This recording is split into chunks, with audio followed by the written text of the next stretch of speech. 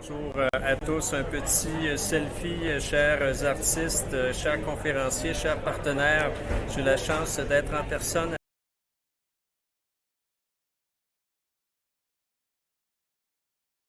COP ville. Moi, quelques salutations d'usage. I would like to extend my greeting to Ms. Jenny Gilruth, the Scottish Minister for Culture, Europe and International Development. Thank you so much for joining us today, Ms. Gilruth. Un grand merci aussi à Mme Anne-Marie Jean, la présidente directrice générale du Conseil des arts et lettres du Québec, qui se joindra à nous aujourd'hui. Je peux vous dire qu'on y a vraiment l'impression de vivre un moment historique à la COP 26. Que ce soit lors des conférences auxquelles je prends part ou à l'occasion des rencontres bilatérales que je réalise, s'il y a un message que nous devons retenir, c'est à quel point l'ampleur des défis auxquels nous sommes confrontés commande l'implication et la créativité de tous pour y faire face. Et malgré la situation particulièrement difficile à laquelle est confronté le milieu culturel à cause de la COVID, les artistes et organisations se penchent sur des solutions pour améliorer notre monde et c'est extrêmement inspirant. De nombreux liens lient le Québec et l'Écosse, des liens historiques certes, mais aussi des liens très actuels puisque nos artistes québécois sont des invités réguliers de festivals tels que Celtic Connection, Sonica, Take Me Somewhere et les multiples festivals d'Édimbourg. L'équipe culturelle de la délégation générale du Québec à Londres est là pour aider les artistes québécois, mais aussi les programmeurs locaux à travailler ensemble. Donc, n'hésitez pas à entrer en contact avec notre équipe culturelle pour tout projet que vous pourriez souhaiter voir réalisé. Donc, bonne rencontre et au plaisir de vous croiser, qui sait, soit en Écosse ou sinon au Québec. Bonne fin de journée. Good afternoon et bonjour à nos amis de Montreal. On behalf of the Scottish Government, I am delighted to extend a very warm welcome to you all today and to offer my sincere gratitude to Culture Montreal for organising such an important event. As you will all know, today's discussions are taking place during a pivotal time for Scotland and the world. Last week, Glasgow hosted more than 100 world leaders, and the city continues to host international delegations to discuss and act upon the need to accelerate the world's transition to a greener future. The culture sector is crucial to that transition, and today's event is a key opportunity to highlight culture's unique role in exploring and communicating the challenges of climate change. Both themes to be discussed today, promoting behavioural change through art and understanding how the culture sector can limit its own environmental impact, are vital in reaching our net zero target. In Scotland, there is already a wide range of activity being undertaken by our culture and creative sectors, and our public bodies are focused on reducing our environmental impact. Today, you will hear from a range of leading Scottish organisations, including Creative Carbon Scotland, which was established in 2011, with the aim of embedding environmental sustainability within the Scottish culture sector. You'll also hear from organisations well known to a Quebec audience, such as the Edinburgh International Festival, a key member of Festivals Edinburgh, who recently published their Taking Action on Climate Change plan, setting out how all major Edinburgh arts festivals will respond to the climate emergency. And from Cryptic, Glasgow's internationally renowned art house, whose programming regularly draws attention to the climate emergency. I understand you will also have the chance to watch some of Cryptic's artwork today, which I'm certain will prompt discussion and inspiration. Finally, today's panel is a reflection of the strength of Scotland and Quebec's cultural relationship, and I am pleased to see this relationship continue to strengthen and grow, particularly where we have shared aims around sustainability. I'd like to again express my sincere thanks to Culture Montreal and all the partners involved in organising today's event. I'm sure this collaboration will further enhance the cultural bond between our organisations, and I'm grateful for the new connections and creative solutions which I'm sure will be forged from today's discussions. Thank you. Bonjour à tous et à toutes, je suis Valérie Beaulieu, directrice générale de Culture Montréal. Toute l'équipe se joint à moi pour vous souhaiter la bienvenue à ce forum virtuel Culture et environnement vers une alliance durable. Il y a plusieurs mois, à la suite de nos causeries virtuelles sur les liens entre culture et transition écologique, l'équipe du bureau de la délégation du Québec à Londres nous a contactés pour nous proposer d'organiser un forum sur ces questions dans le cadre de la COP26. L'opportunité de réunir les acteurs culturels et environnementaux du Québec et de l'Écosse afin de réfléchir sur ces questions était trop belle et c'est pour cette raison que nous avons tout de suite accepté de relever le défi. Aujourd'hui, 10 novembre, nous y sommes enfin. Nous espérons que les échanges de la journée seront riches et inspirants. La matinée de ce forum est de portée internationale. Il réunira des intervenants du Royaume-Uni et du Québec. Je salue d'ailleurs tous les participants et participantes outre-Atlantique qui se joignent à nous. La deuxième partie du forum sera davantage consacrée aux acteurs et enjeux montréalais. Avant de commencer, j'aimerais remercier nos partenaires sans qui cet événement n'aurait pas été possible, les gouvernements du Québec et de l'Écosse, la Caisse des Jardins de la Culture et la TOI. Merci d'être avec nous. Pour animer la portion internationale de cet événement, nous tenions absolument à travailler avec Dorothy Alexandre, avec qui nous avons collaboré à plusieurs reprises. Dorothy Alexandre navigue avec conviction et vision dans l'univers des médias et des communications depuis 2009. C'est une entrepreneure et animatrice, modératrice de tables rondes, productrice au contenu et consultante en matière d'équité, diversité et d'inclusion. Reconnue pour sa rigueur et son leadership, ses démarches s'inscrivent entre autres dans la valorisation et le rayonnement d'une pluralité de voix et de perspectives. La magie du virtuel nous permet d'exaucer notre souhait de collaborer avec Dorothy puisque elle n'est pas à Montréal avec nous en ce moment, mais bien en Afrique du Sud. Je la laisse donc sans plus tarder prendre les commandes. Merci tout le monde et bon forum.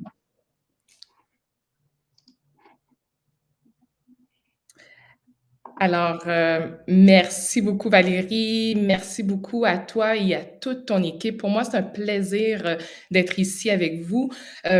Ce n'est pas la première fois que l'on collabore ensemble, comme tu l'as mentionné, et ce qui est super important, c'est qu'aujourd'hui, on fait le pont entre le Québec et l'Écosse, Royaume-Uni, Québec, et c'est ça la force de cette initiative dans le cadre de la COP26. On le sait, les enjeux environnementaux sont importants, ils nous touchent personnellement et ils touchent bien sûr les artistes qui se joignent à nous aujourd'hui, et peut-être des gens qui ne sont pas des artistes, mais qui sont touchés par les causes environnementales. Alors, avant que l'on commence, que l'on plonge dans le fond du sujet avec nos panélistes qui nous attendent dans la loge, on est sur une plateforme Agora. Donc, cette plateforme-là, c'est vraiment une plateforme qui va vous permettre d'avoir un engagement. Vous êtes chez vous, certes, ou peut-être au bureau, mais vous allez avoir la possibilité d'aller de table en table. Sur les côtés, vous voyez qu'il y a des tables qui sont intitulées de certains noms. Vous allez pouvoir parler avec les panélistes. Donc, c'est vraiment une plateforme qui a été créée pour essayer de refaire un semblant, si je peux dire, de présentiel, mais en virtuel. Mais ce n'est pas en semblant. Pourquoi? Parce que tout va dépendre de votre engagement. C'est ce qui va faire la différence. Maintenant, au niveau des panels, qu'est-ce qui nous attend? On a 2 panels de discussion, donc 2 tables rondes qui vont impliquer 2 personnes du Québec et 2 personnes du Royaume-Uni. Premier panel, ça va s'intituler « Que peuvent des artistes face à l'urgence climatique ?» Nous allons avoir 4 panélistes. Nous allons avoir également un deuxième panel où est-ce que les gens vont nous parler de leur démarche, vraiment, là, comment est-ce qu'eux-mêmes et elles-mêmes travaillent au quotidien pour pouvoir faire une différence.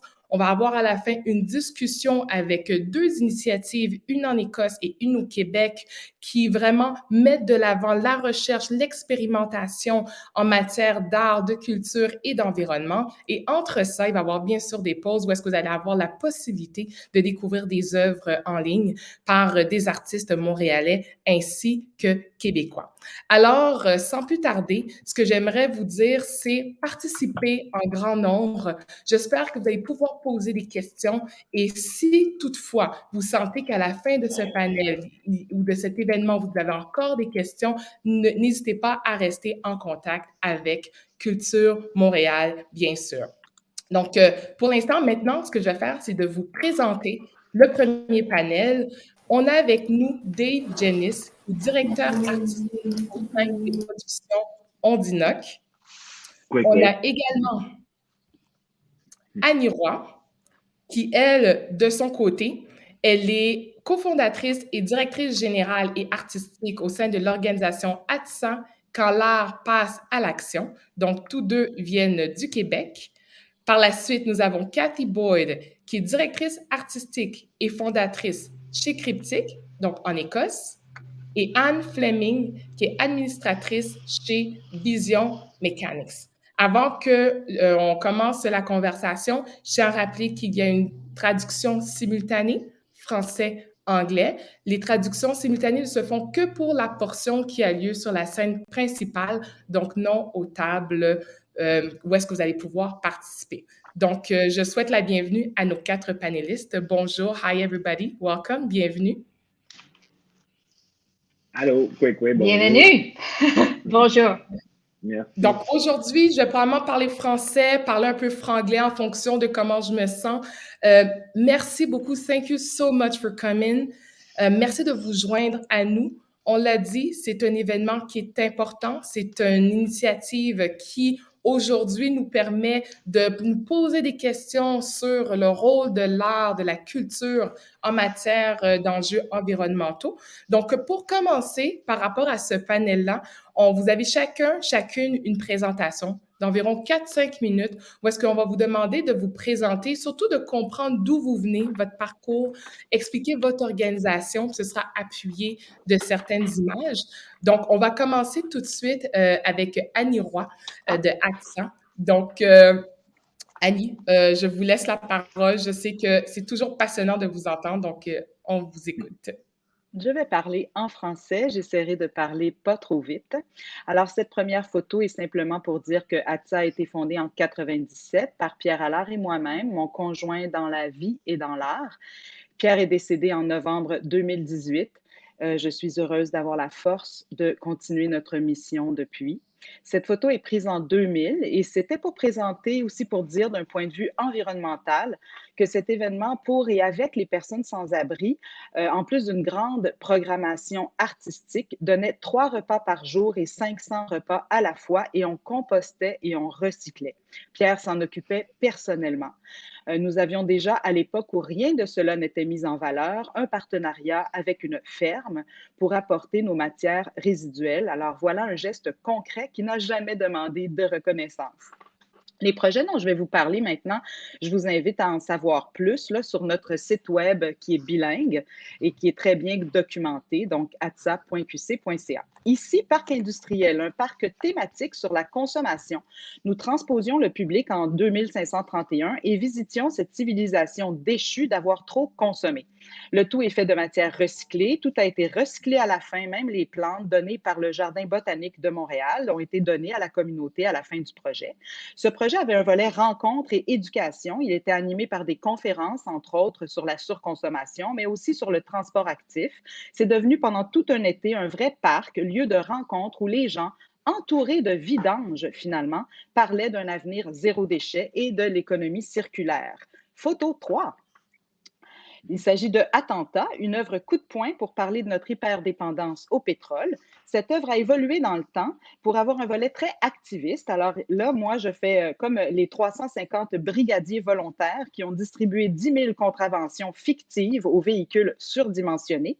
Ça nous a valu évidemment la visite de la police et des mises en demeure, mais aussi énormément d'expositions médiatiques, lignes ouvertes, première page dans les grands journaux et au final, lorsque nous avons donné les contraventions aux responsables du développement durable à la Ville de Montréal, on nous a remerciés.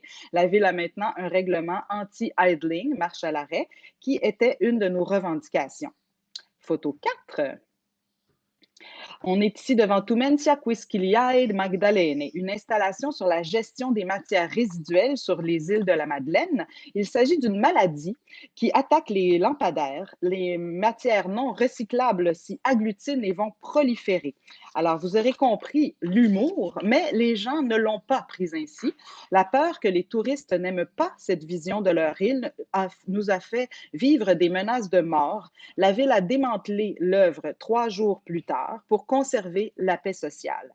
Le contraire s'est produit, en fait. Les touristes ont adoré l'œuvre. Là aussi, ça fait partie Ça a fait la première page des journaux locaux et des lignes ouvertes à la radio locale pour parler environnement, mais aussi de qu'est-ce que la beauté et de la raison d'être de l'art. Et on voit ici le grand gap qu'il y a souvent entre ville et région lorsqu'on parle d'art, mais lorsqu'on parle d'environnement aussi.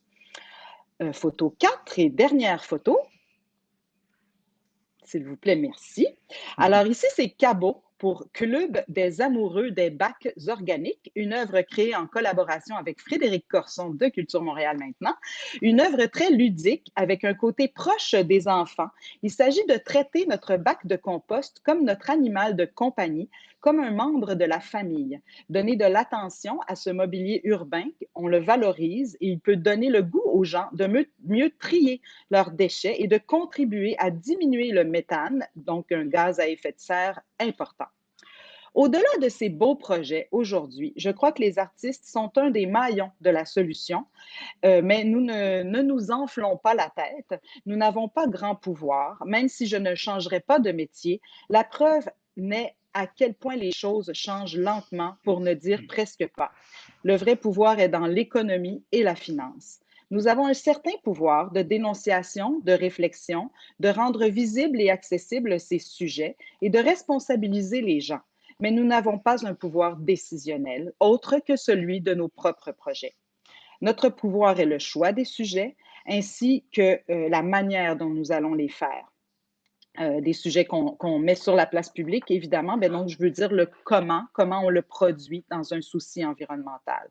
La dernière chose d'importance serait de aussi penser à changer le système de reconnaissance des artistes, car entre autres, les tournées, le développement international qui nous donne à la fois du travail et le respect de nos subventionnaires polluent aussi beaucoup.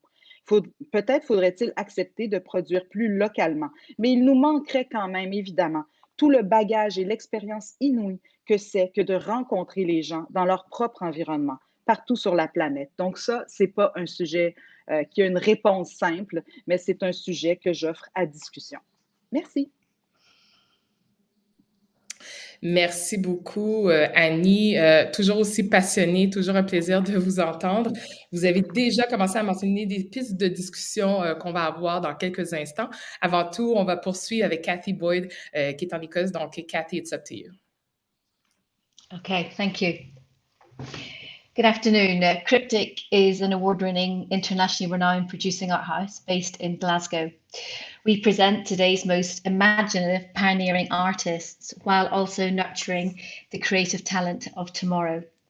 We create memorable experiences that engage and inspire our audiences, ravishing the senses with multimedia performances that fuse music, sonic, and visual art.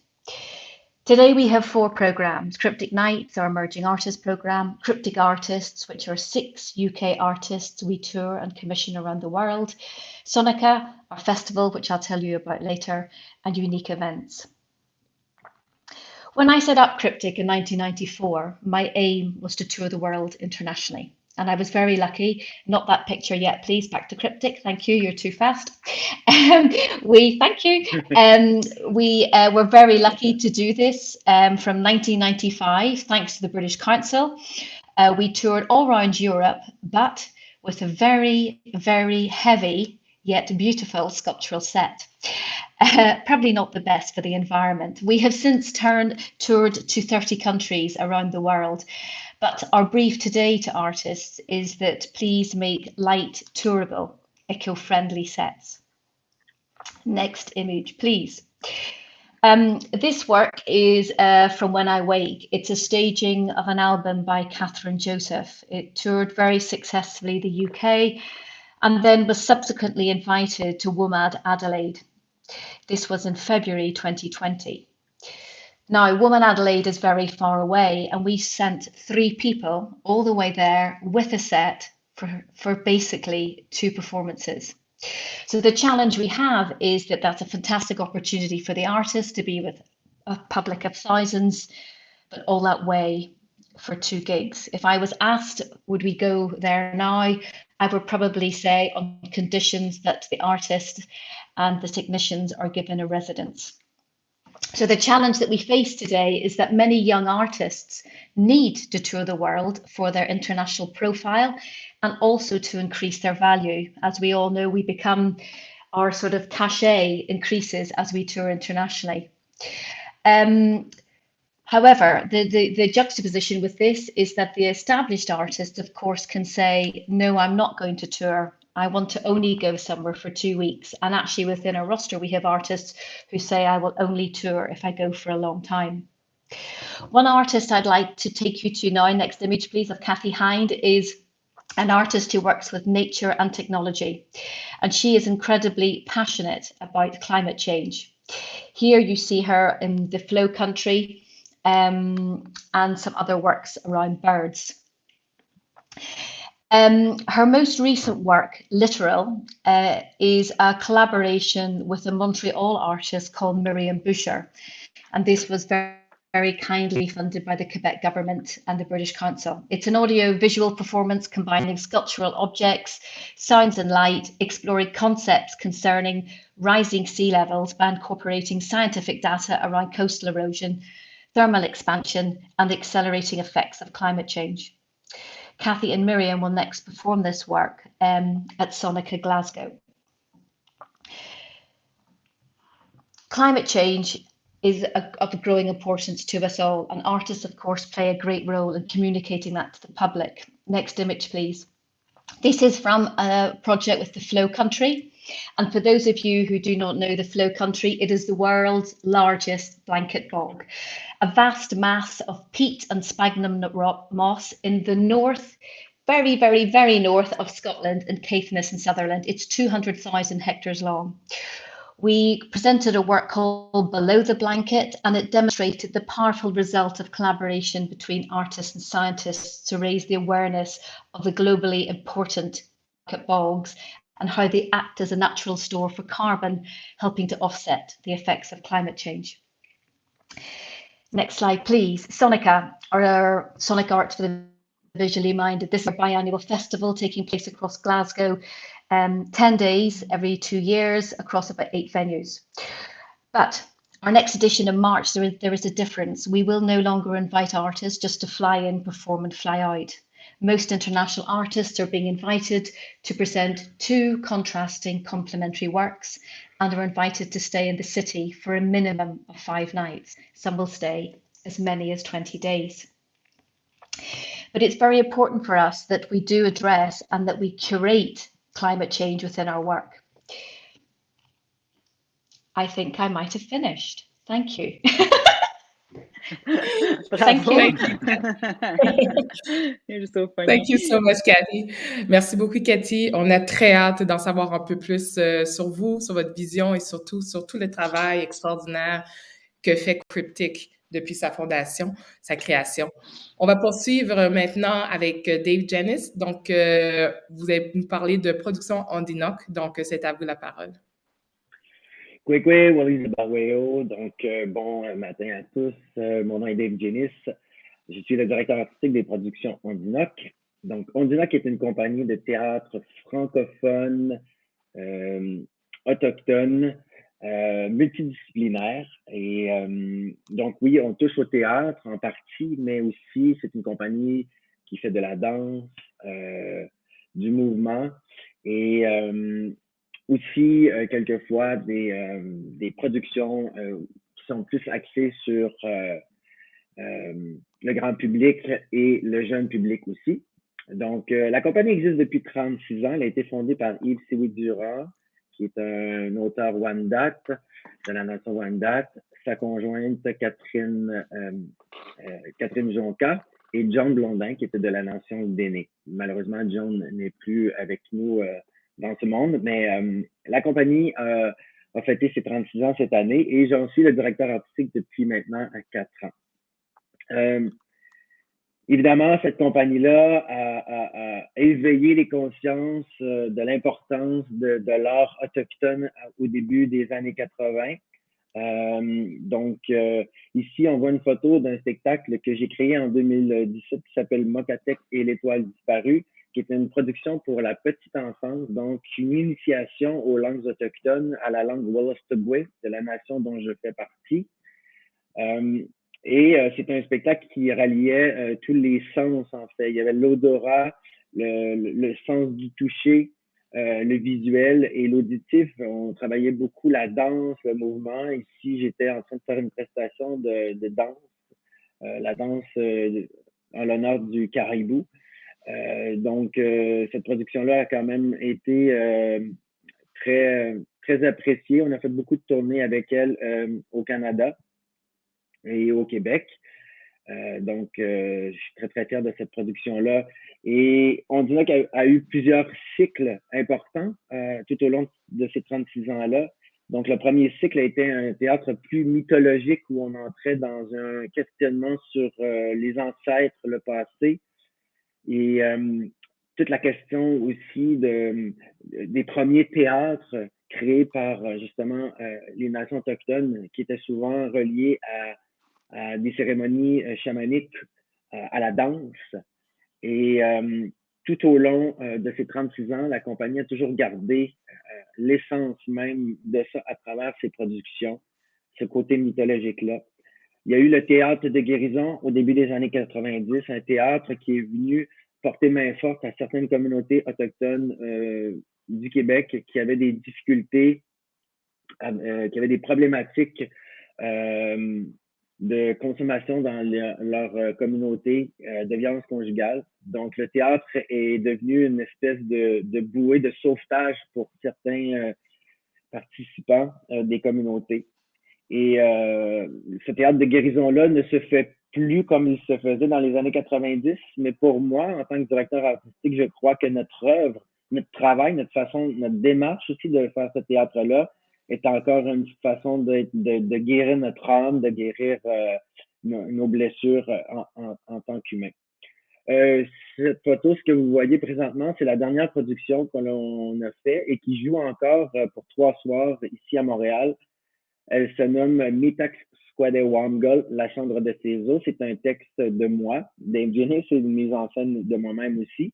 Donc, c'est un texte sur l'appropriation, se réapproprier en fait sa langue.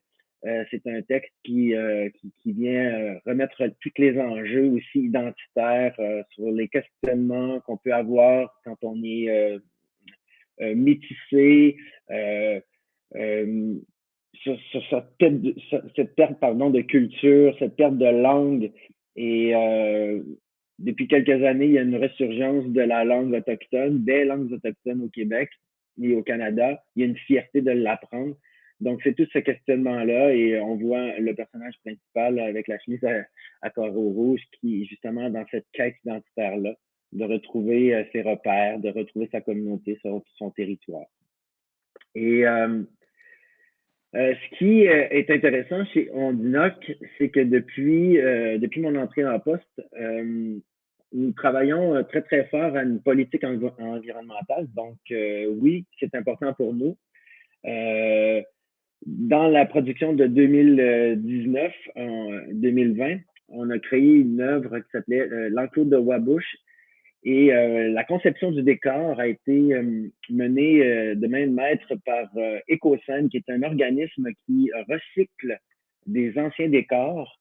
Et on a pu justement prendre acte de nos questionnements sur l'environnement et de créer un décor à 85% qui était recyclé. Donc, on est très, très fiers de ça. Juste avant de quitter, puis pour bien expliquer la notion de cette politique environnementale-là, pour nous, les Premières Nations, la pratique, elle existe depuis des millénaires. C'est qu'elle est convenue d'appeler aujourd'hui le développement durable. Mais le maintien de la pratique des modes de vie, la diversité des cultures et des langues fait preuve de la durabilité et de la force des Premières Nations, ainsi que le lien étroit qui est toujours entretenu avec la terre-mère. Pour nous, les premiers peuples, les êtres humains font partie intégrante de l'écosystème et les partagent avec les autres espèces. Il ne faut pas oublier les animaux. On parle beaucoup de l'environnement, mais il ne faut pas oublier que les animaux font partie aussi de cet environnement-là, pas simplement les humains. Et ils ont un rapport entre les éléments et l'être humain, justement, la nature, la spiritualité, le cosmos, l'animal, le végétal, le minéral, tout ça ensemble crée notre société, crée notre environnement de manière holistique et égalitaire.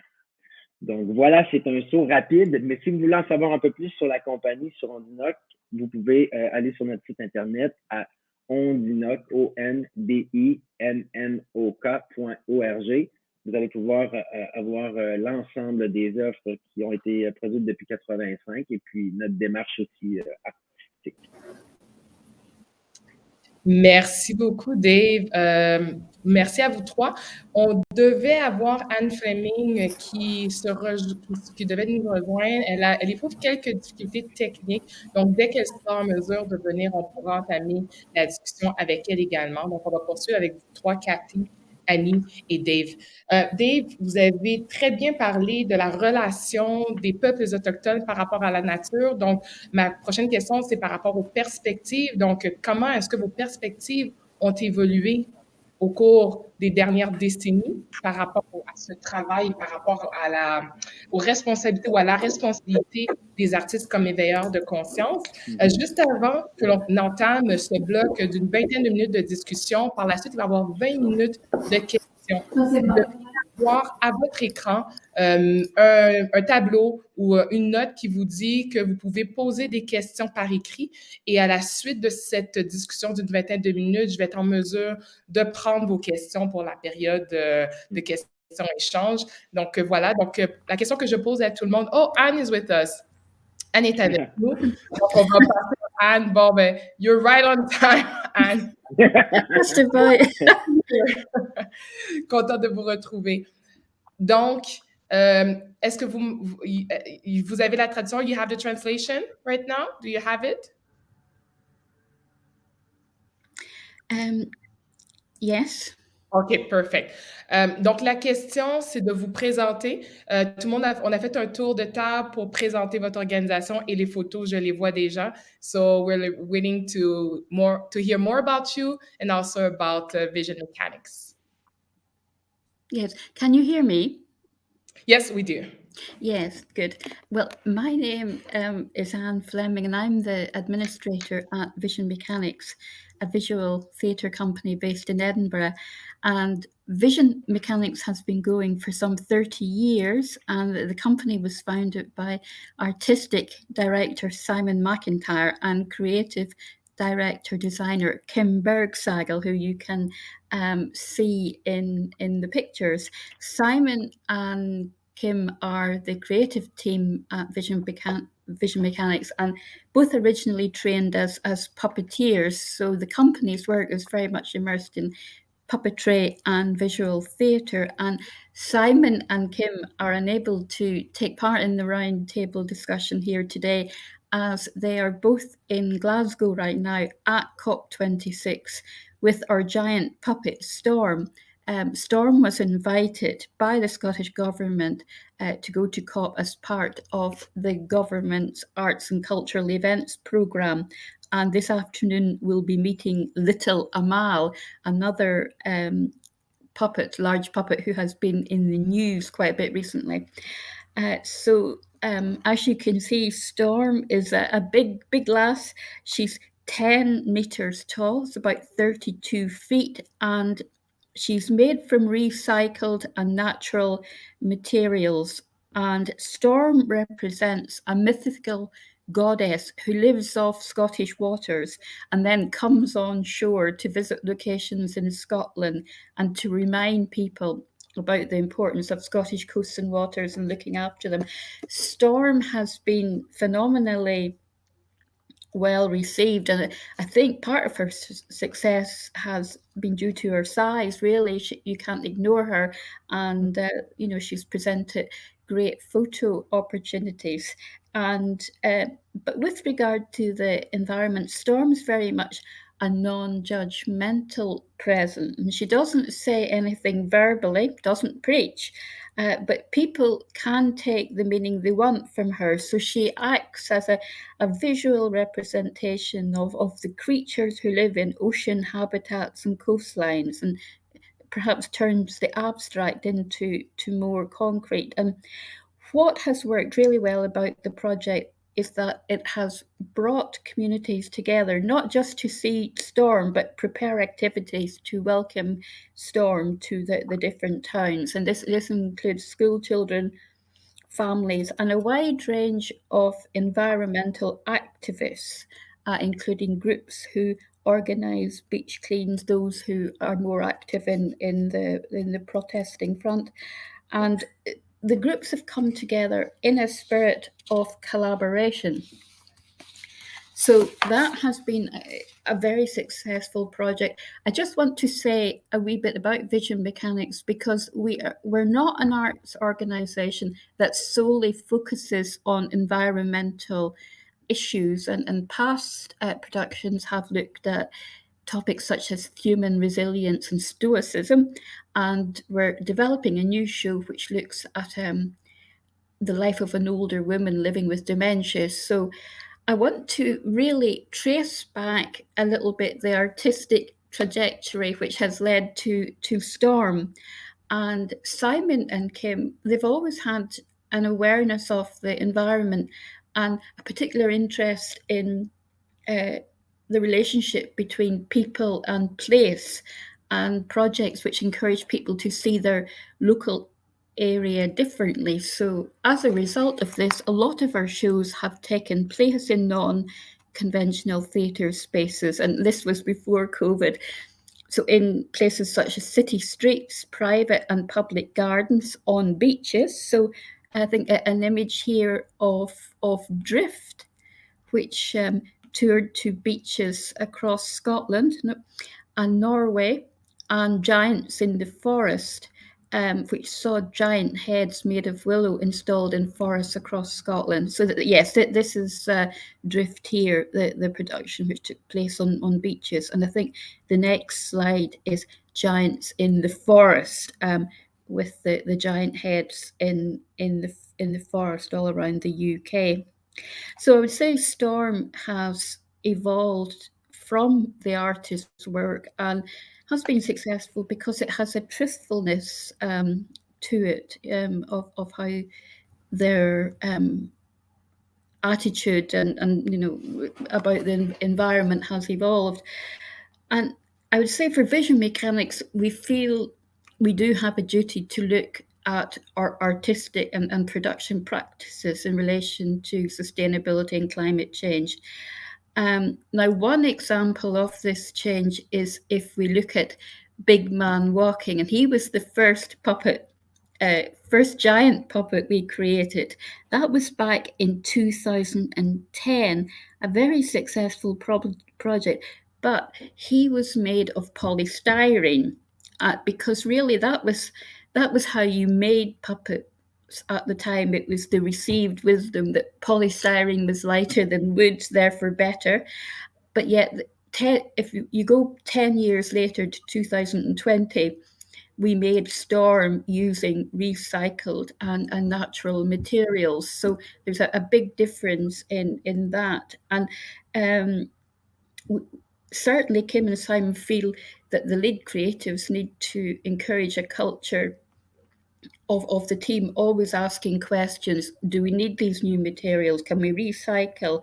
And in general, being aware of our carbon footprint. But we're aware that we're certainly not perfect. And with Storm and with other projects, we have created a substantial carbon footprint through morphing Storm to locations across Scotland. So we have made links with an organisation in the north of Scotland, Trees for Life, and are encouraging our audience members and partner organisations to donate to this charity to plant trees. Yes. Well, thank you so much, Anne, for this. I'm speaking English, French. Merci pour ce beau tour d'horizon. Thank you so much. Et on va passer justement à la prochaine question, parce que vous avez mis la table sur comment au quotidien votre travail se concrétise à travers tous les enjeux environnementaux. Mais j'aimerais qu'on retourne dans le passé. Comment est-ce que votre perspective comme artiste ou comme administratrice a changé au cours des dernières années en lien avec ces enjeux environnementaux et votre travail. Donc, on va commencer avec Annie Roy. Au début, je crois qu'il y a aussi la nécessité. Donc, les artistes, on a peu d'argent, puis on va vers des matières recyclées sans nécessairement savoir qu'on participe à une économie circulaire. Mais plus ce sujet nous interpelle et plus ça devient plutôt une manière de produire, une volonté. Et je pense qu'il faut normaliser la discussion sur la trace environnementale que nos projets font. Et même, ça pourrait devenir une question dans les subventions. Donc, comment pensez-vous annuler la trace environnementale, l'empreinte environnementale de votre production? Et ça peut être l'achat de points carbone quand on voyage, mais ça peut être de toutes sortes de façons. Et donc, de normaliser, de rendre évident cette réflexion, parce que les artistes, on est supposé être à l'avant-garde. Donc, l'avant-garde, ça demande un effort. Et ça veut dire qu'il faut donc mettre de l'avant et être créatif par rapport à ces questions-là. Que nous l'ayons été par nécessité et que nous le soyons maintenant par conscience, en pleine conscience, ben, c'est quand même déjà une avancée. Je pense que maintenant, au-delà du matériel, je crois qu'il va falloir penser fortement à comment on fait la promotion de nos choses. Parce que une des choses qui est très énergivore, c'est justement tout ce qui est réseaux sociaux, vidéos, photos, tout ce que l'on met sur le cloud. On pense qu'on ne coupe pas d'arbres et que tout cela est très environnemental, mais ce ne l'est pas du tout. Ça va dans des fermes de data qui sont extrêmement énergivores et on n'a pas trouvé d'autres moyens de se promouvoir. Donc, est-ce que, et on devrait avoir une grosse conversation sur notre manière de se faire valoir et de comment on consomme de l'énergie à ce niveau-là. Je pense que c'est un autre niveau de difficulté, mais je crois que c'est le niveau d'avant-garde de difficulté auquel on devrait s'attaquer. Oui, merci beaucoup, Annie, parce que vous avez parlé, entre autres, de passer de la nécessité à la conscience. Donc, aujourd'hui, on le fait de façon intentionnelle. Vous avez parlé de la question d'énergie, la responsabilité aussi des bailleurs de fonds. Donc, on va y revenir un petit peu plus tard. Je vais peut-être poursuivre avec Cathy. Donc, Cathy, de votre côté, vous, c'est depuis les années 90 que vous êtes impliquée, que vous travaillez dans le domaine. Comment votre propre perspective a évolué au cours des dernières années, des 20-30 dernières années?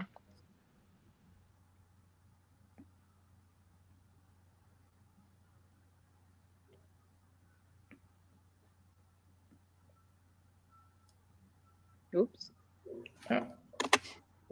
Okay, are you still here? So how does your perspective evolve since you started in the business? Do you hear me now? You hear me?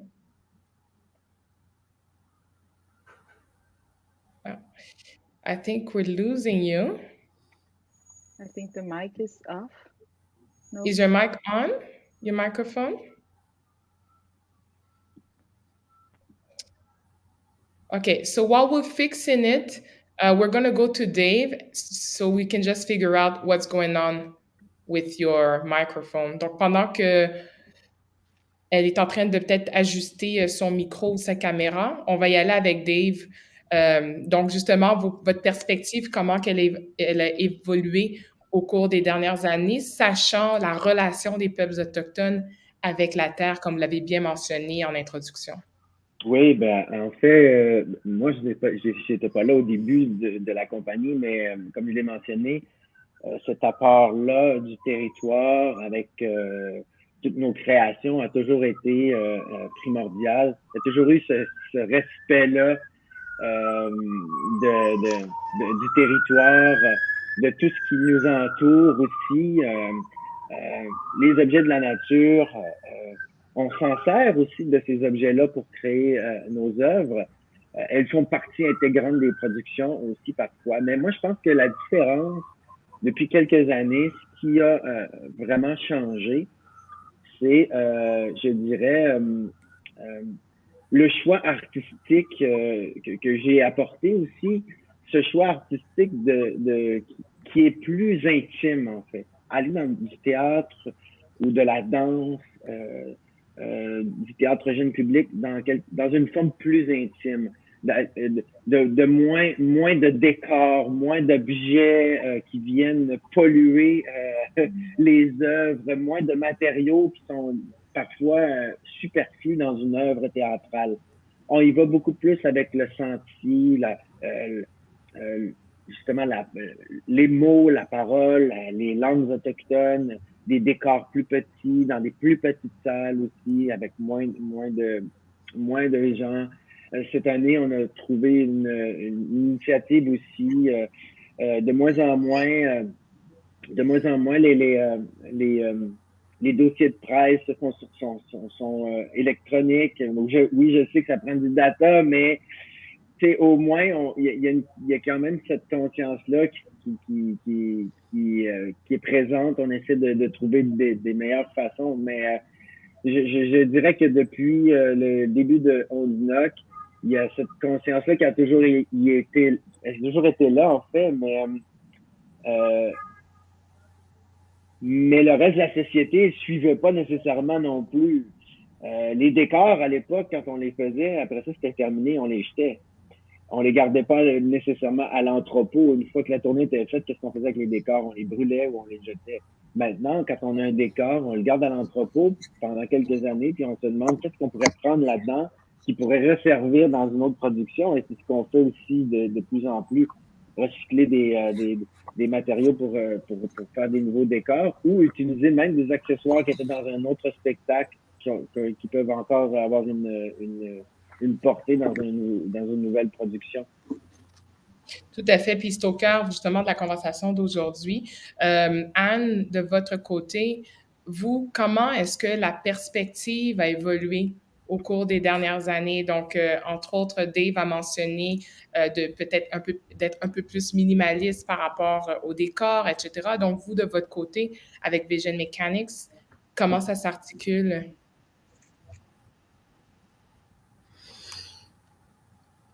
Yes, when I think back to the project of the giant heads in the forest in 2012, 2013, and that was probably the start of Vision Mechanics looking at more sustainable projects. A big part of that was a related workshop program where everything was made from recycled materials, and there was a great joy in that.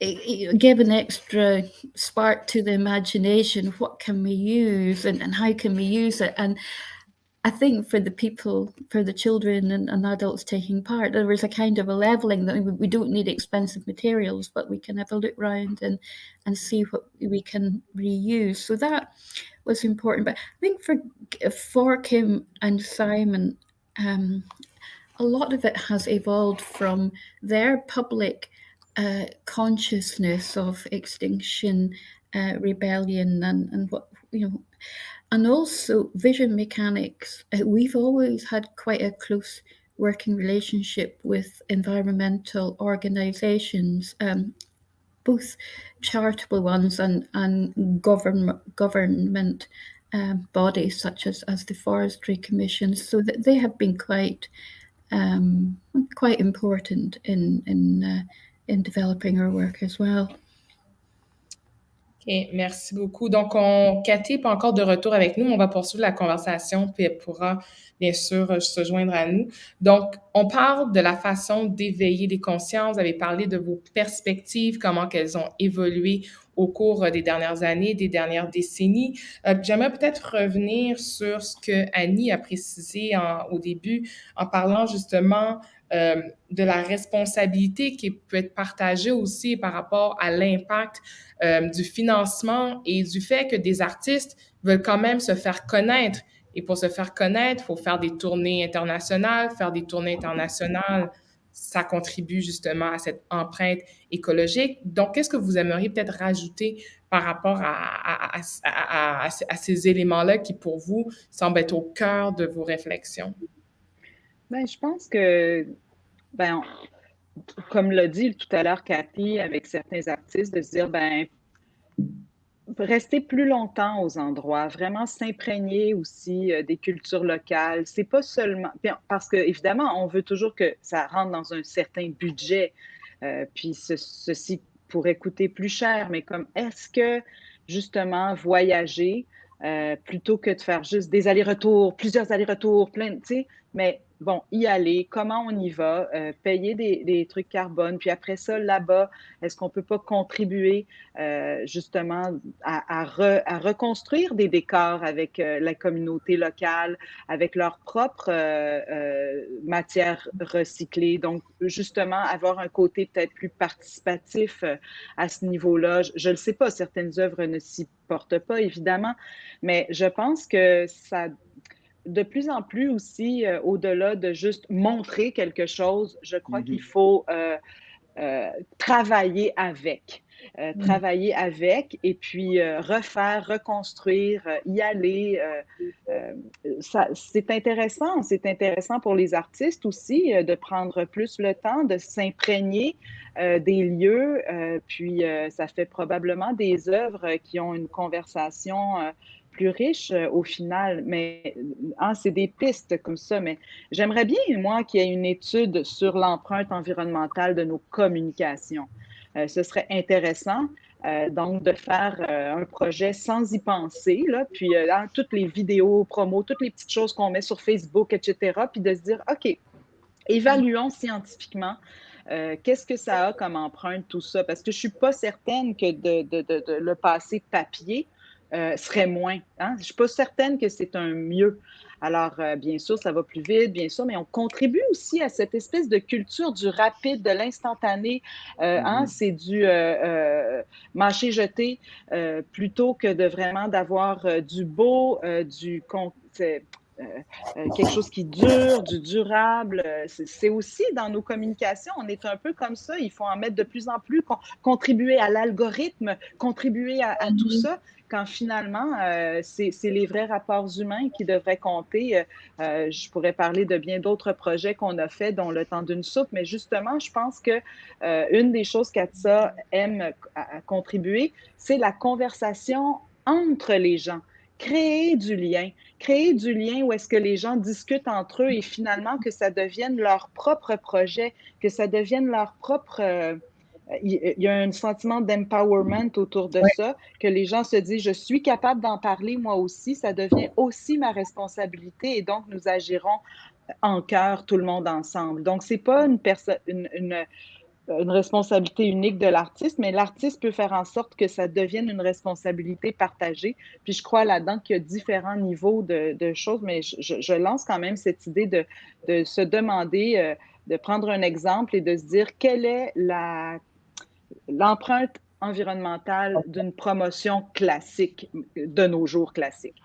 Oui, merci. Je rappelle à tous les participants et à toutes les participantes que vous pouvez continuer de poser vos questions. On va les prendre vers la fin là, dans une dizaine de minutes. Merci Annie. Puis je vais faire le pont tout de suite avec Cathy. Puis peut-être que Dave et Anne, vous voulez réagir à ce qu'a mentionné Annie. Mais juste avant, j'aimerais peut-être refaire le pont avec Cathy parce qu'elle vient de nous rejoindre. Cathy, vous nous entendez? You hear us well? Yes, and then give me it in English for speed. Okay. Donc, oui, merci. OK, parfait. Donc,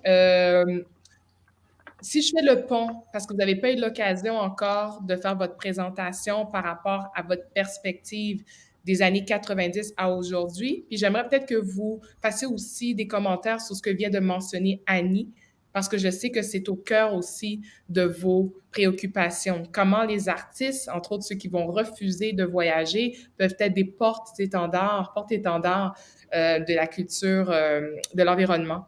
Donc, à vous la parole. Yeah, I think it's very hard. I mean, you know, when I look at when I began, I will confess I didn't think about the environment. I got on a plane and went everywhere, all over Latin America, Asia, you name it. Today, I am very aware of it. And, you know, we have an environmental policy, which we never had at the beginning. And you know, we've been a member of the Green Arts Initiative since 2014, and we're actively engaged with Creative Carbon Scotland, who I know you'll hear about later this afternoon. So, you know, I'm very aware of it. It's at the forefront. Even with our artists now touring Europe, we try to get them to train. And of course, then it is much easier, or let's say shorter, for the ones that are based in London than it is the ones based in Scotland. So we are aware. But the other thing that's interesting is now programmers are actually saying, and it's as a result of the pandemic, they're saying, okay, we send the set, but not the people, and we'll install it. So we have to create a whole different tech spec for installing the work without the artist being there. And that's quite an interesting sort of halfway house, because actually the artists are getting the work seen. Granted, they're not there to see it, but you have to trust quality control and who your partners are, because ultimately you cannot, you know, you want to go with your work to check it's being presented at the highest quality possible. But I think this is an interesting approach where, artists are saying, okay, this is a way to go. But, you know, what I am dead against, and we haven't talked about this, but I am so anti live streaming because it's so boring. We did it initially at the very beginning of the pandemic. And, you know, performance has to be seen live unless you're making it for the screen. And let's face it, the film business does this much better than the performing arts. They have much bigger budgets than us.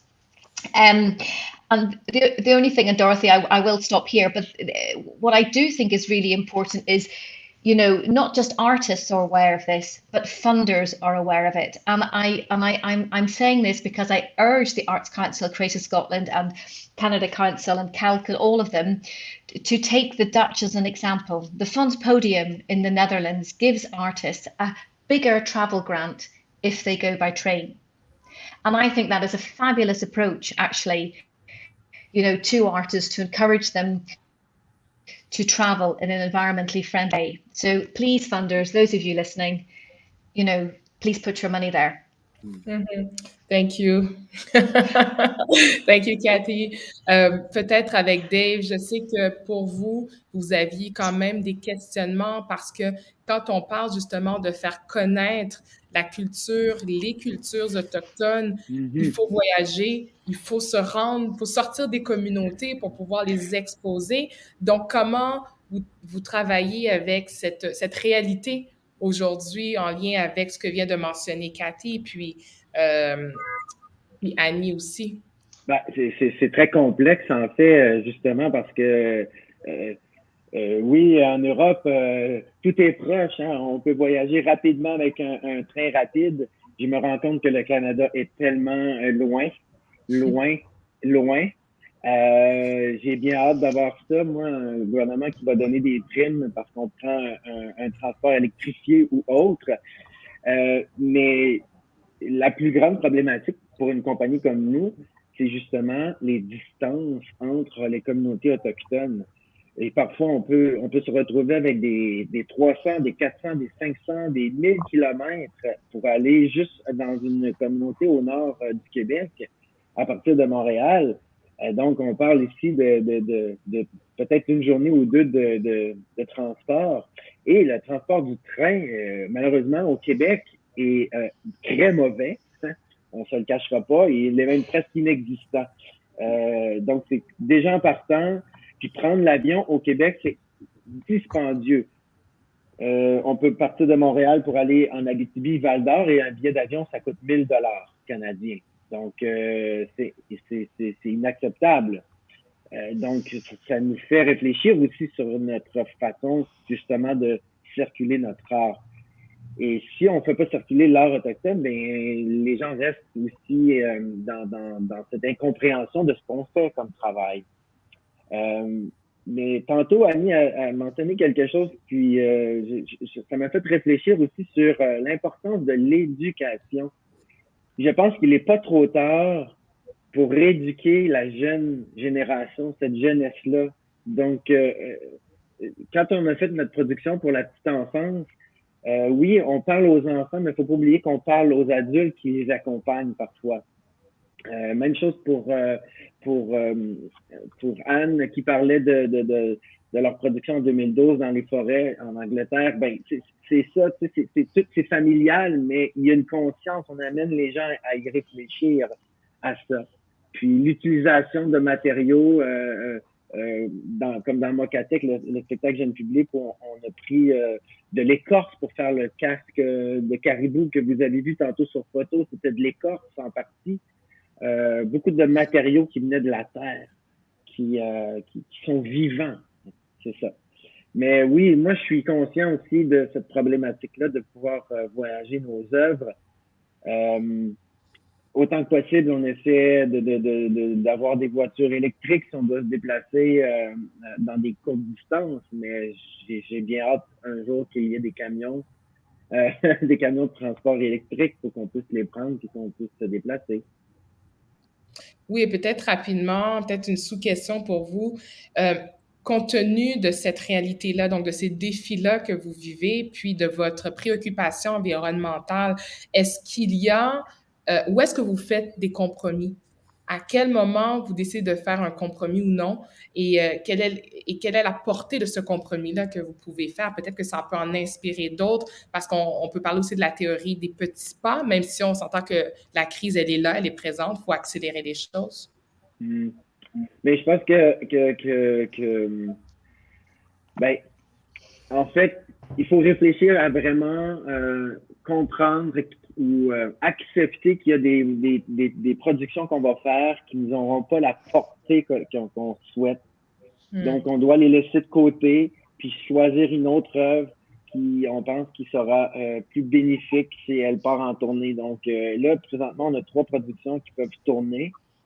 Mais c'est sûr que pour moi, je ne ferai pas tourner les 3 en même temps. C'est impossible de faire ça, puis c'est inconcevable pour l'environnement de voyager avec 3 productions.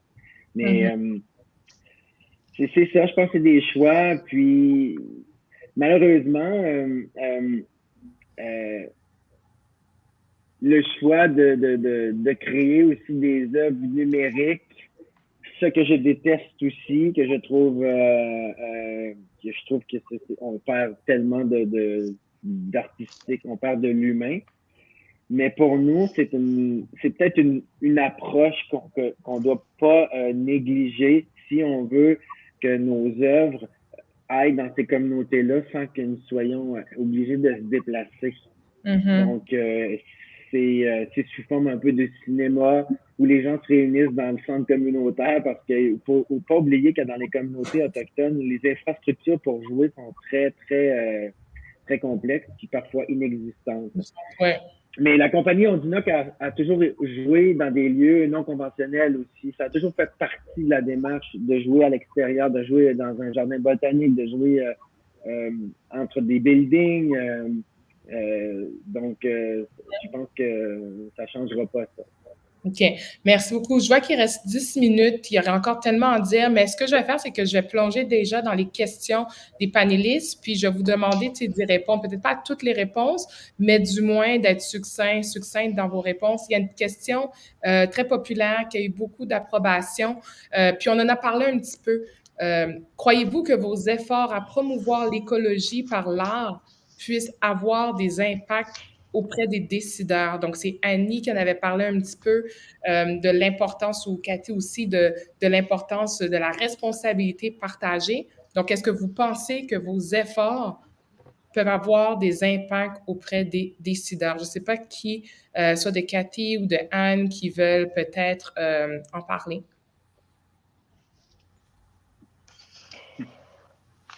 It's very hard to give a straight answer to this, Dorothy, if I'm honest. I mean, we can curate and produce works which draw attention to climate change, and it's with a view to inspiring and engaging our audiences, and our stakeholders are one of them. So, yes, we have a responsibility to put certain topics on the table. But, you know, if you were to ask me, do I think art changes the world?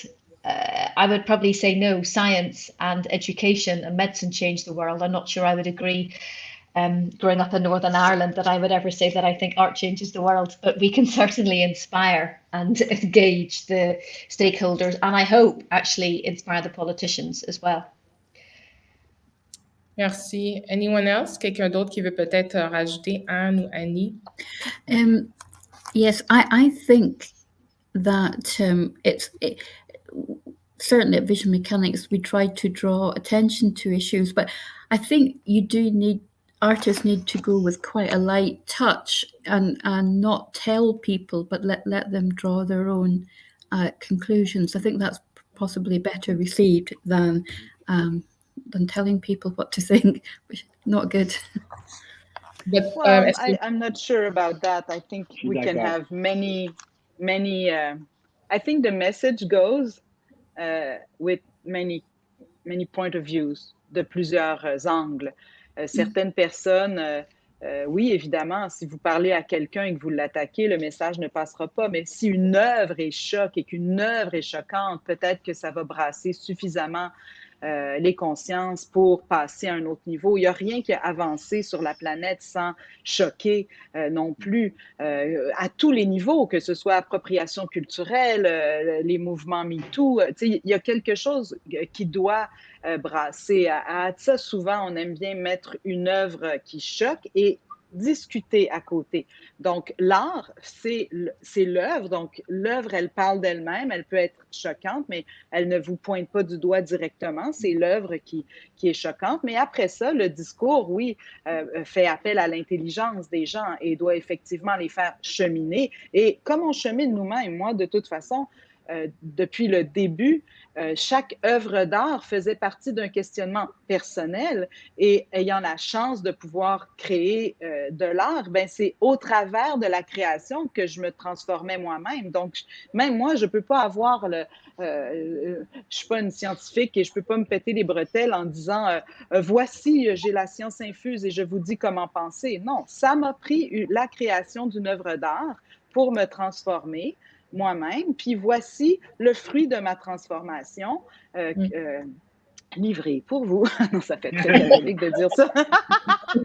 Mais en tout cas, je veux dire quand même, donc c'est humblement que voici, j'ai changé certaines, parce que j'ai eu la chance et le temps de m'informer, la chance et le temps de changer certaines pratiques à l'interne, parce que dans mon couple, on travaille ensemble et on peut changer ensemble. Donc, mes batailles dans la vie quotidienne n'étaient pas insurmontables quand on est des fois...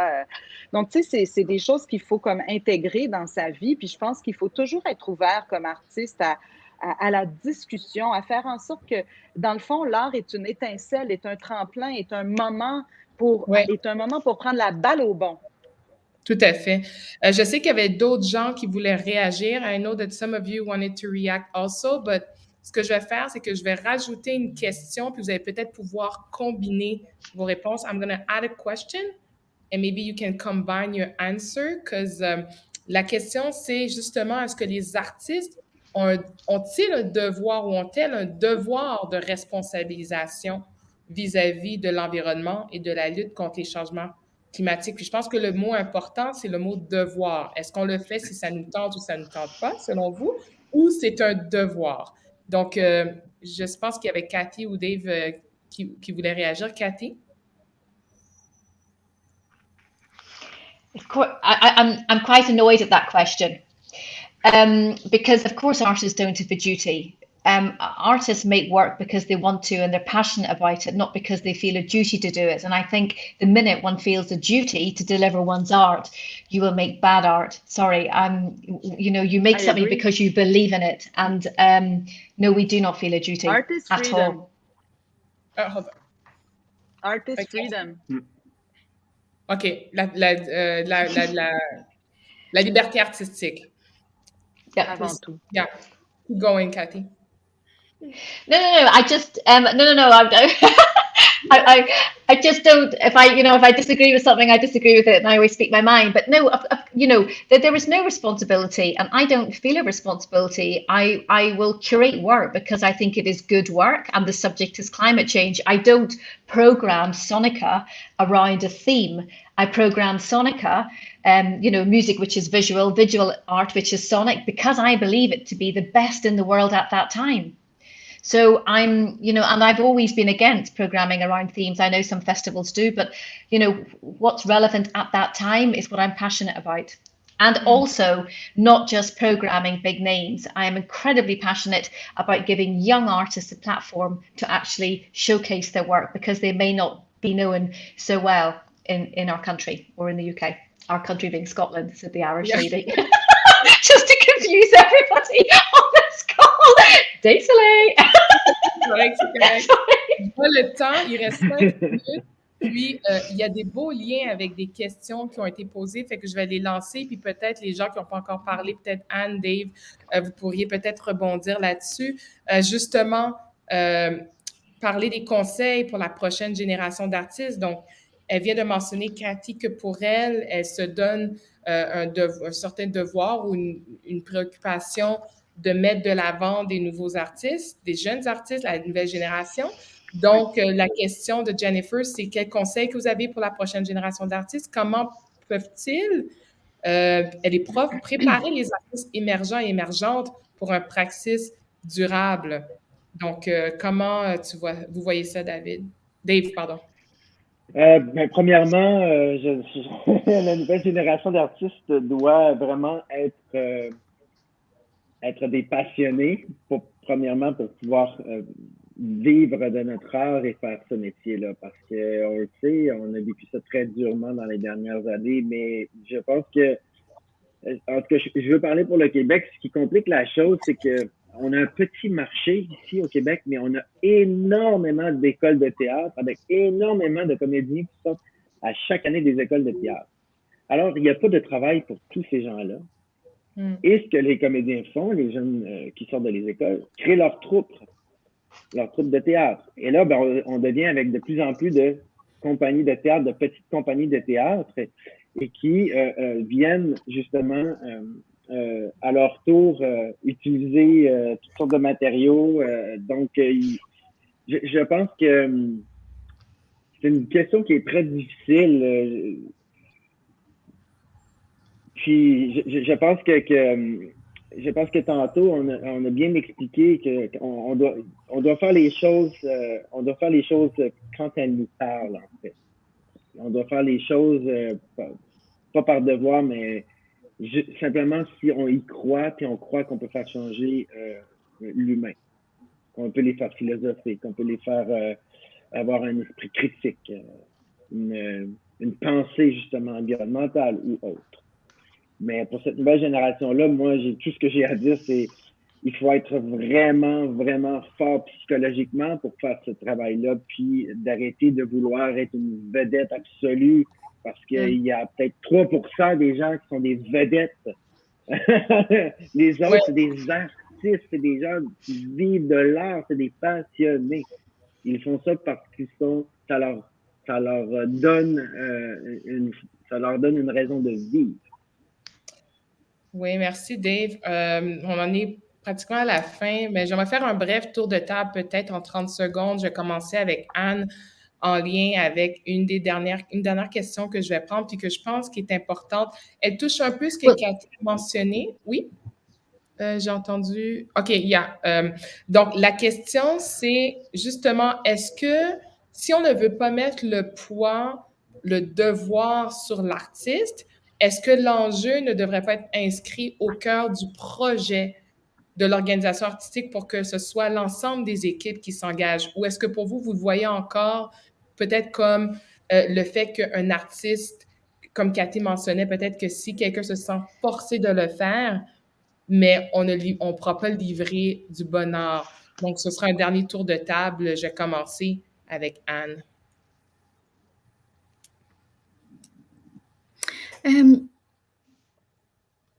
That's a very big question. I think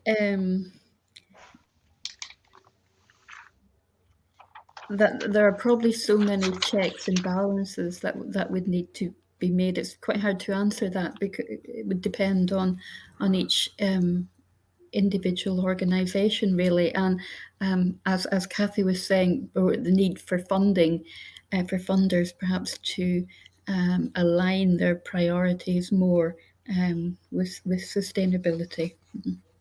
Okay, thank you, Anne. Peut-être, yeah, go ahead, Kitty. I think just elaborating also on Dave's comment, which I think is important, because I think as an artist, if you're growing up, sorry to come in on this, but I think it's really important. The difference today is if you're a choreographer, you can't expect to tour your group, say, to Beijing for one night. Okay, that's what we were doing in the 90s and the early 2000s. But today, you know, you as a choreographer should be going there on your own and staying for how many weeks to recreate the work you've already choreographed, which you know incredibly well in your head. So you've created it with your own company, but you go to that country and you work with local dancers. And this, so the days of NDT, National Dance Theatre, from the Netherlands, turning up at the Edinburgh Festival to tour for one performance of 50 to 60 people on stage cannot happen again. And, you know, I think this is really important to think about this. So as artists, we need to think, okay, I'm a conductor, I'm a composer, but I can't bring that ensemble with me. I need to write it for them, get to know it really well, premiere it in my own country, and then I go on my own and I work with local people. Sorry to come back to that, but I think it's really important because there are lots of solutions to this. This is not the end of the performing arts. We just need to think differently. And change is good. Change is exciting. I like it. Merci. On va aller avec Annie, puis je pense que c'est Dave, vraiment de façon concise pour qu'on puisse conclure. Ben, moi, en fait, je voulais simplement ajouter que c'est toujours dangereux aussi de faire des créations, des productions où on touche en l'environnement ou n'importe quel sujet sans tomber un peu dans la politique. Et quand on tombe dans la politique en tant qu'artiste, parfois on peut se mettre les pieds dans la bouche et heurter certaines personnes. Donc, moi, je trouve que c'est vraiment relié, ce côté-là politique, le côté environnemental, que ce soit autre sujet. Vous voyez, avec ma production, la nouvelle production, La Cendre de Cézanne, on y touche à cette politique-là sans le vouloir dans la question environnementale, parce que c'est relié. Et parfois, ben, ça peut être un terrain glissant. Ouais. Faut pas dire aux gens quoi faire, justement, comme expliquait tantôt Annie. Je pense qu'on peut faire des œuvres qui viennent faire réfléchir les gens, mais on peut pas leur pointer du doigt en leur disant « faut que vous fassiez ça marche pas ». OK. Puis on va finir avec Annie, justement, en 30 secondes. Ben, je dirais que les conseils, oui, peuvent valoriser et aider les artistes sur le comment produire et le comment tourner de manière plus verte, mais que la liberté artistique, elle, c'est la valeur suprême. Aucun artiste ne devrait avoir le devoir ou l'obligation de traiter d'un sujet à moins que ça fasse partie de sa pratique et de sa voix et de sa volonté de dire, car les changements climatiques, l'environnement ne sont pas le seul sujet d'importance. La pauvreté, l'habitation, le prix des logements, la santé mentale, il y a énormément de sujets. Selon moi, évidemment, à quelque part, ils sont tous au final reliés par la beauté, par la volonté de créer un monde, je veux dire, qui se tient, qui est beau, et la nature en elle-même est parfaite en soi, et dans le fond, je crois qu'il faut s'en inspirer pour la respecter, et c'est ça, créer de la beauté. J'ai des frissons, c'est comme un beau tour de table, un beau cercle, parce qu'on a commencé avec la... J'ai eu la chance du mot de la fin, alors je suis allée vers la poésie. Oui! Alors, merci à vous quatre, ça a été vraiment extraordinaire de vous parler. Je pense que, comme dans la pré-rencontre, on aurait pu en parler pendant des heures et des heures. Donc, Dave, Anne, Cathy et aussi Annie, merci à vous. À vous, chers participants et participantes, on va prendre une pause. Ça vous fait vraiment plaisir. Puis en espérant que... De toute façon, vous restez encore. Vous allez encore... Ça me fait plaisir. Malheureusement, moi, je dois quitter. Je dois absolument aller à mon travail. Mon bureau m'attend. J'ai une autre réunion. Il n'y a pas de problème. Ah, c'est vrai, on a des salles. Hein? Moi, je vais rester. Mais s'il y a des gens... Mais s'il y a vraiment des gens qui veulent discuter avec moi, je suis ouvert. Vous pouvez me rejoindre par courriel. Ça va me faire plaisir de poursuivre la discussion en virtuel plus tard ou par courriel. Mais oui, merci de cette belle opportunité à tous. Ça m'a fait plaisir de voyager ce matin en Écosse. Et yeah, je suis content. Yeah. Merci à vous également, Dave. Donc, pour les participants, participantes, on va prendre une pause.